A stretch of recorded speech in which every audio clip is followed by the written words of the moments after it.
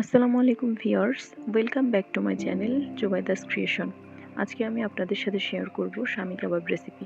কোনো রকম বাড়তি মশলার ঝামেলা ছাড়া ঘরে থাকা সামান্য মশলা দিয়ে টিকিয়া কাবাব তৈরি করলেও এটা খেতে অসাধারণ হয়ে থাকে। তো চলুন খুব সহজভাবে আপনাদের সাথে রেসিপিটা শেয়ার করি। আশা করি আপনাদের ভালো লাগবে।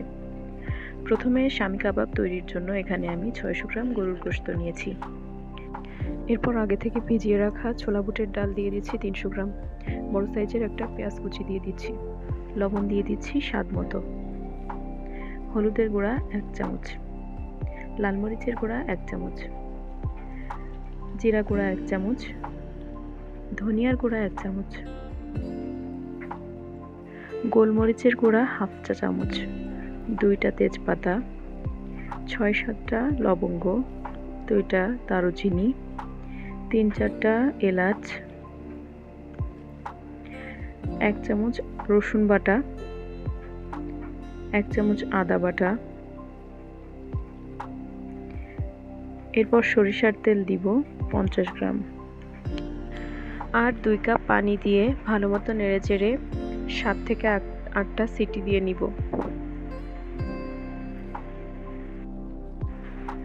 এবারে প্রেসার কুকার খোলার পর যদি এতে পানি থেকে যায় তাহলে আর একটু চুলার উপর লো হিটে নাড়াচাড়া করতে থাকবো।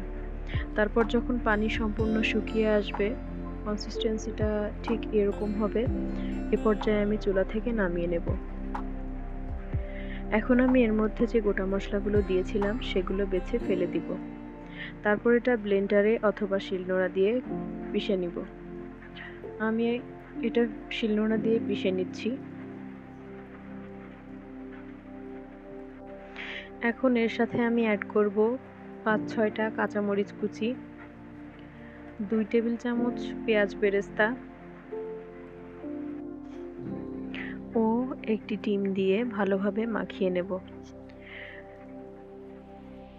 এভাবে মিক্স করার পর যখন এর কনসিস্টেন্সিটা একটু ঘন ও নরম হবে, এ পর্যায়ে এটা পারফেক্ট। আর যদি কারোর মিশ্রণে কিছুটা পানি থেকে যায় সেক্ষেত্রে একটু বেশি নরম মনে হবে, তখন এটাতে ব্রেড ক্রাম্বস ইউজ করলে এটা আবার ঠিক হয়ে যাবে।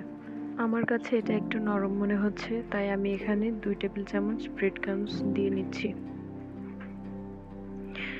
এবারে এটা ভালোভাবে মিক্স করে নেব। কনসিস্টেন্সিটা যখন এমন হবে, এই পর্যায়ে আমার কাবাবগুলো তৈরি করে নেওয়ার পালা। এখন আমি হাতে একটু তেল দিয়ে কাবাবগুলো তৈরি করে নেব। ঠিক এমন সাইজের বানালে কাবাবগুলো দেখতে সুন্দর লাগে। আমি যেভাবে দেখিয়ে দিচ্ছি আপনারাও ঠিক এভাবেই কাবাবগুলো তৈরি করে নেবেন। এভাবে করে আমি আরও একটি দেখিয়ে দিচ্ছি। তো সেম ভাবে আমি সবগুলো কাবাব বানিয়ে নেব। আমার এখানে প্রায় 25 থেকে 26 পিস কাবাব হয়েছে। এখন এগুলোকে ডিপ ফ্রিজে প্রায় 3-4 মাস স্টোর করে রাখা যাবে। তো আমি কয়েকটি কাবাব আপনাদেরকে ভেজে দেখাচ্ছি। চুলায় প্যান বসিয়ে তেল একটু গরম করে নিয়ে লো হিটে আমি কাবাবগুলো দিয়ে দিচ্ছি।